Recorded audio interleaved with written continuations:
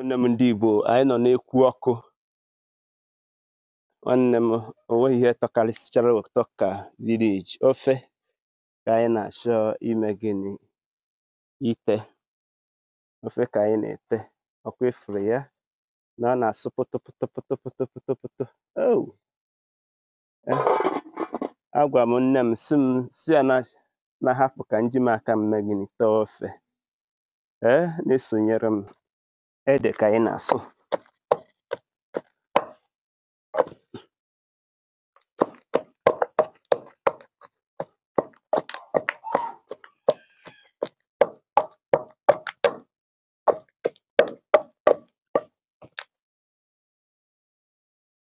Nke bụ ede.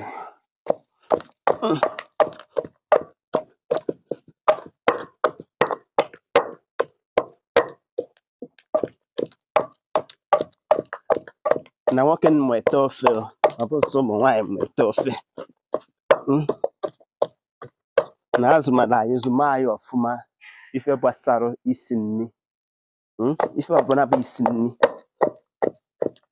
mama anyị zụmala anyị ọfụma. So n'ịbụ nwaanyị, ị gaghị emere anyị ịnyanga na mbaraba anyị, maka na gịnị? Na anyị bụ ụmụ nwoke maka isi nri.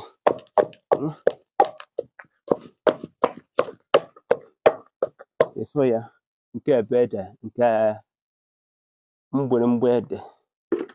Ọnya bụ ife na-asụ.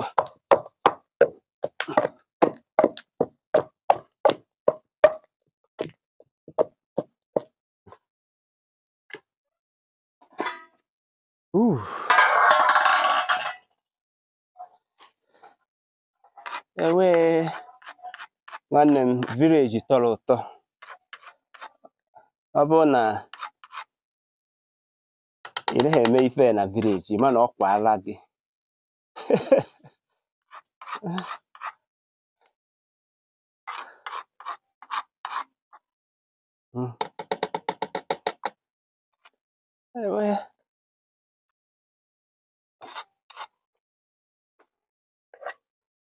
Ifuru ya, a na-akpọ ya akpị.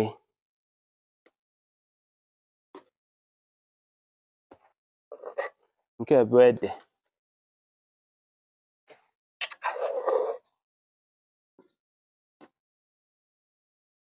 Ọ ife eji wee zụọ anyị. Ọ ga-ipere mpe. So ọ na-adị mkpa gị bụ onye nne, ị na-esi nri, ikpodobe ụmụ gị, ma ndị nwoke ma ndị nwaanyị. Anaghị ama. Ọ bụrụ mụnwa ka nwaanyị na-amụrụ aka ọkpọ. Ọ bụrụ mụnwa ka nwaanyị ji asị na ọ dị eji iji ịkwụ ọnụ agụụ. Nwaanyị ọbụla mere ya eji nwa eme gịnị? Baala onwe m kichin, siri onwe m nri. Ifuru ya.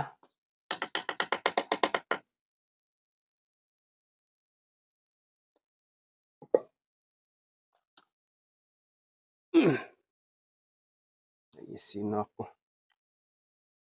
Nke a bụ fresh pepper. Fresh pepper akọrọ, pepper tree. Ifuru ya, nye maka nna ghọta. Ose yero pepper. Ọ na-adị mma ịnọ n'ụlọ ịkụkọọ ọtụtụ ihe ji enyere gị aka. Ọnya bụ ife, ukwu ya bụ ife nke na-eme. Nya bụ ife akọdo ruo ebe anọ. So ọ na-afụ nya bụ ife. Ọ na-adị mma. Ịkpa mkpa nke ọma. I didn't buy this one from market. This is what we planted during rainy season. This one is laid on. You see that it's different. So it's what I planted during rainy season. So achọrọ m iji wee mee gịnị? Wee sie ofe. Achọrọ m iji wee sie ofe. Mainly, this one is a sensitive. Yeah! This one is sensitive. You see it? Oh, na village kind of, okay? There's nothing like village. Home is sweet.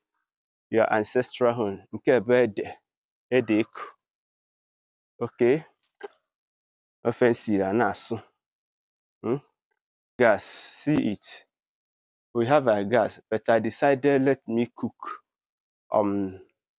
n'ọkụ. Maka ofe ọbụla etere ete n'ọkụ Igbo, ọ na-atọ ụtọ ọfụma. Ayasị ose na anyị sachaa ayasị, eme gịnị? Anyị asụọ ya n'ikwe.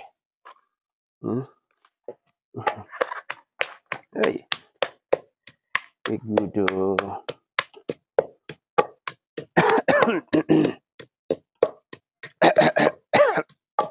fresh pepper.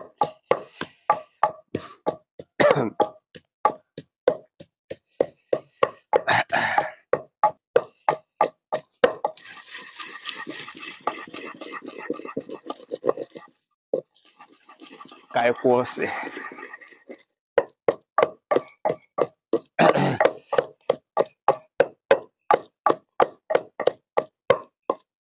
Efere ya.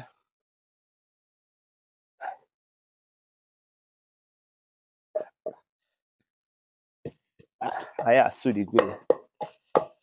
Ka anyị etinye ya n'ofe.